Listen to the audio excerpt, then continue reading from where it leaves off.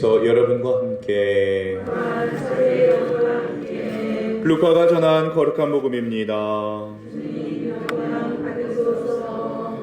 1장 39절에서 59절까지의 말씀이 봉독됩니다. 그 무렵 마리아는 길을 떠나 서둘러 유다 산악 지방에 있는 한 고을로 갔다.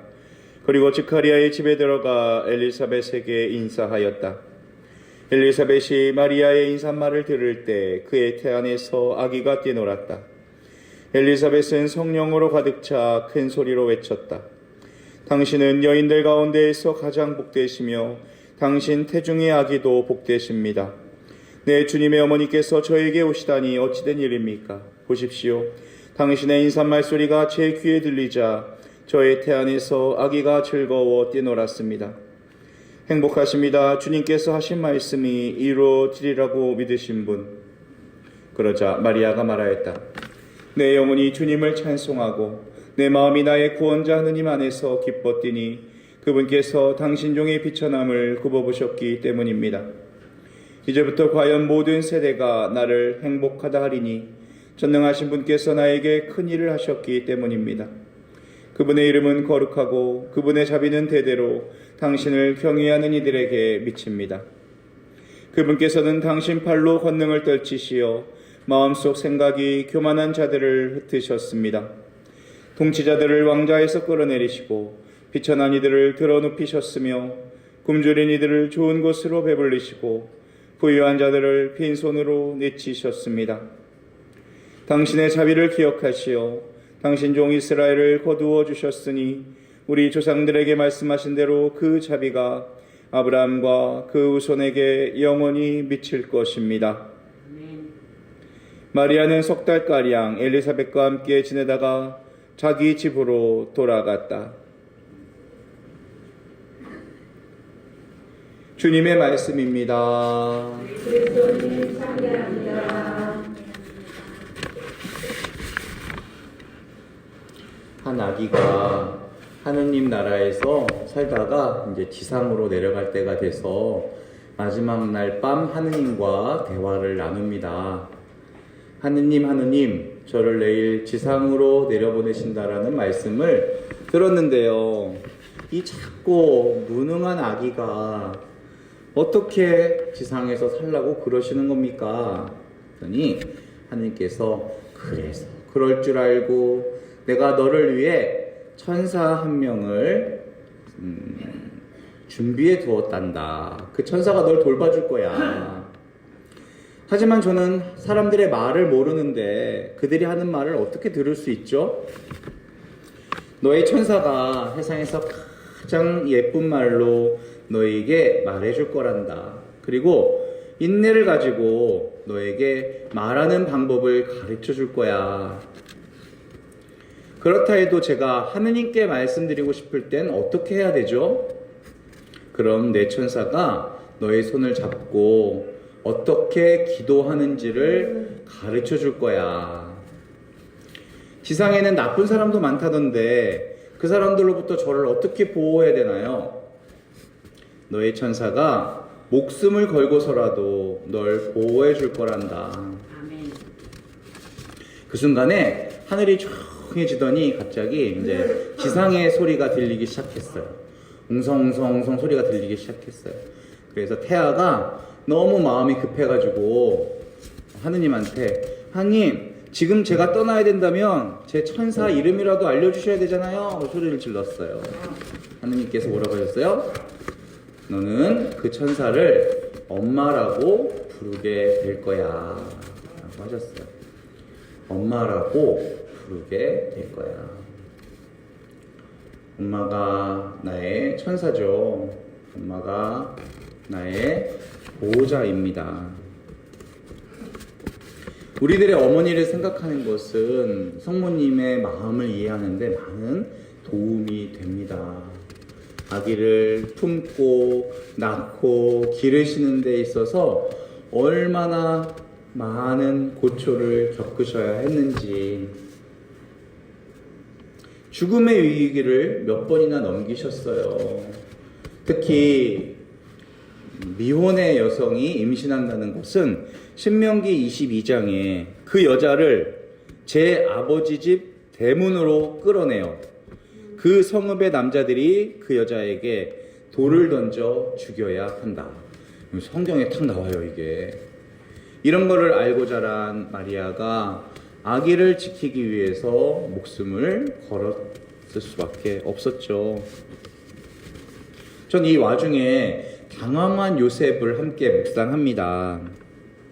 파혼하기로 결정했다죠. 두 가지 이유였습니다.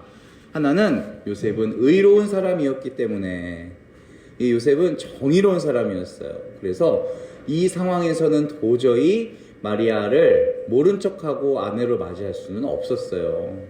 두 번째로 이 일을 세상에 드러내고 싶지 않았대요. 그래서 남모르게 파혼합니다.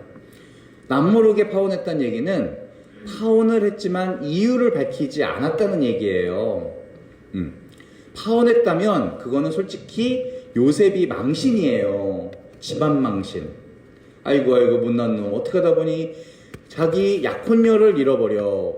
자기가 욕을 먹을지언정 저 여자가 잘못했다고 말을 하면 안 돼요. 그 이유는 이 일이 세상에 드러내고 싶지 않았기 때문에. 자, 저는 여기서 몇 가지를 생각하게 됐어요. 요셉이 자기가 대신 욕을 먹고 마리아를 세상에 고발하지 않았던 이유는 아마도 뱃속에 자라고 있는 아기 때문이 아니었을까. 그 아기가 진짜 마리아의 말대로 성령으로 말미암아 잉태된 것인지 우리는 그거 믿기 힘들잖아요. 진짜 어떤 나쁜 일이 있어서 임신한 건지 마리아에게 배신을 당한 건지 어쩐 건지 모르는 상황에서 그래도 뱃속에 있는 아기는 생명이니까 그 생명을 지켜야 된다는, 내가 말 한마디만 하면 그 생명은 마리아와 함께 돌에 맞아 죽게 될 거니까 그 생명을 위해서 자기가 망신을 당하고 말아야겠다라고 생각했을 거예요. 요셉은 생명운동가였습니다. 성모님도 생명운동가셔요. 생명운동가는 생명을 지키는 모든 사람을 말하는 거예요.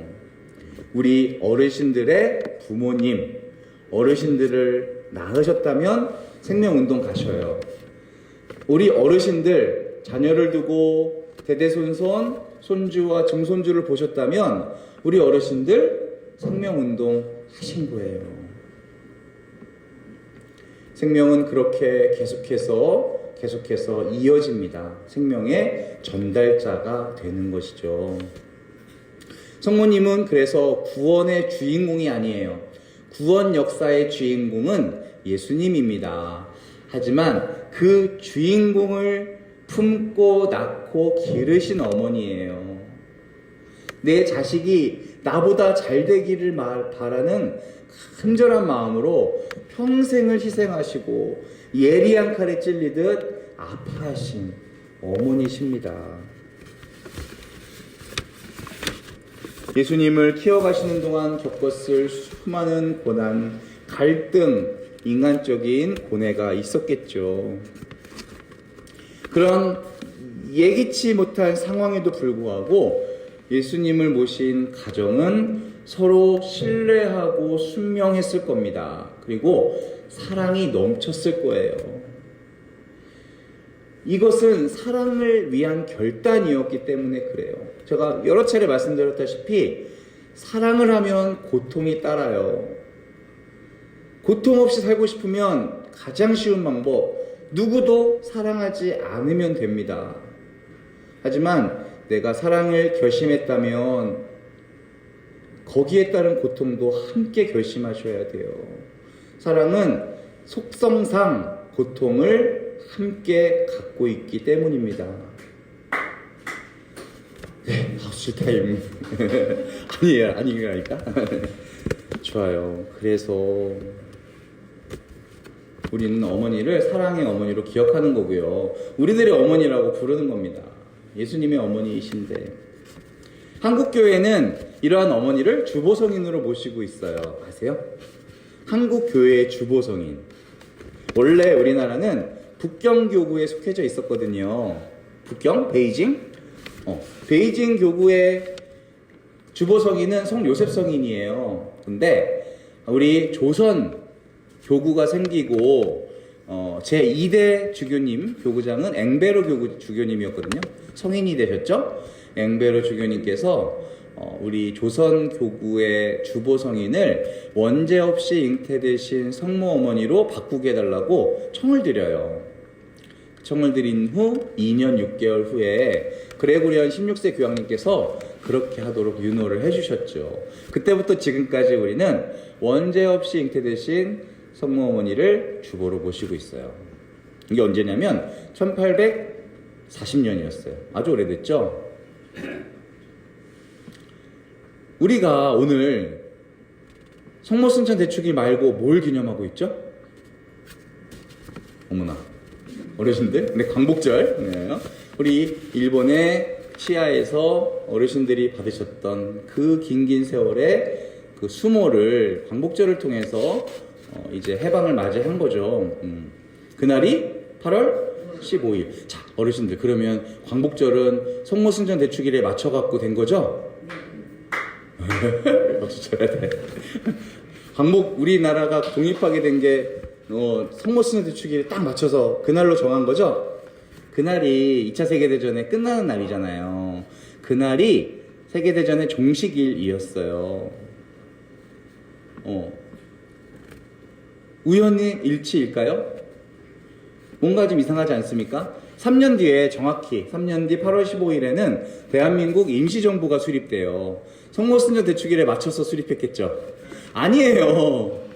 우연이라고 볼 수밖에 없는 그 날짜가 바로 그날이었어요. 그리고 그 해에 1948년도 12월에 유엔에서 제3차 정기총회가 열렸거든요. 그때 우리 대한민국이라는 신생 국가가 정식 국가로 인정을 받는 그 안건을 올렸었어요. 근데 그게 어렵다라고 다 얘기했거든요. 어르신들 그때 기억하실 거예요. 우리나라 너무 가난했고요. 독립할 수 있는 주권이 없었어요. 다들 어렵다고 했는데 어떻게 해가지고 간신히 그 안건으로 채택되게 된 날이 바로 언제예요? 그날은 12월 8일이었어요. 그날이 무슨 날이더라? 12월 8일? 원죄 없이 잉태된 성모 어머니 축일이에요, 그날이. 어르신 이럴 때 박수 쳐주셔야 되는데. 네. 안 치죠? 안 치죠? 이거 우연의 일치일까요? 우연의 일치 같진 않잖아요. 이거 신앙인의 눈으로 봤을 때는 우리나라가 원죄 없이 잉태되신 성모님께 의탁했더니 어머니가 그것을 들어주셨구나라는 것을 깨달을 수 있어요. 우리나라가 정식 대한민국이라는 국가로 인정받은 날이에요. 어머니께서는 우리를 눈동자처럼 지키고 계세요. 생명의 전달자로서 구원 역사의 주인공을 키워낸 어머니로서 우리에게 늘 노심초사 당신 눈을 떼지 않고 계십니다. 오늘 복음에서 엘리사벳을 찾아갔더니 아기들이 먼저 기쁘게 뛰놀아요. 아기들이 먼저. 요걸 묵상해 보니까 요 아기들은요 그동안 세상을 거꾸로 보고 있었잖아. 이렇게 거꾸로.